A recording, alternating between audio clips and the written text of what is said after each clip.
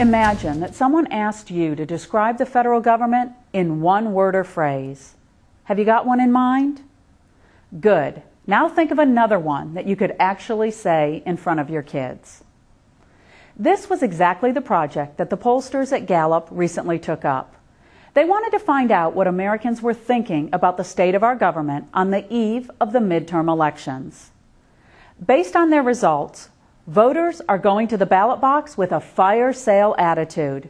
Everything must go. The poll showed that nearly 3/4 of Americans, an astonishing 72%, responded with a negative sentiment. The three most common words or phrases: too big, confused, and corrupt. How's that for a Democratic campaign slogan? Sounds about right to us. Too big. The last few years have seen the government attempting to micromanage healthcare, the financial sector, energy, education, and the internet. Michelle Obama even wants to get government involved in making sure your kids are eating healthy foods.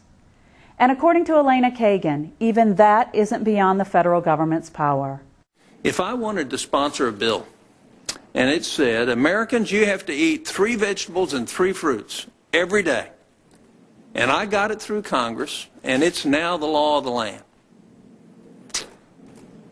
got to do it. Does that violate the Commerce Clause? Sounds like a dumb law, but I think that the question of whether it's a dumb law is different from whether the question of whether it's constitutional. And I think that courts would be wrong to strike down laws that they think are senseless. Confused. This is the administration who told us that the individual mandate wasn't a tax, until that turned out to be the only way to defend it in court. And they're also the people who say that the stimulus was successful, despite the fact that millions more Americans have lost their jobs since it passed. Corrupt. Over the last 2 years, we've seen unions bailed out at the expense of small bondholders. And we've seen billions of dollars go to public employees as ordinary Americans lose their jobs and their homes. Of course, these were only the most popular responses. According to Gallup, other people polled said things like, morons, oh good grief, and our personal favorite, expletive deleted. Oh, and one person said, just right. It's nice to know that Jimmy Carter still answers his own phone. As for us, we'll stick with the 72% of Americans who are fighting for their liberty. And we'll give them one more phrase to describe many representatives of the federal government in about a month's time. Looking for work. That's this week's Freedom Minute.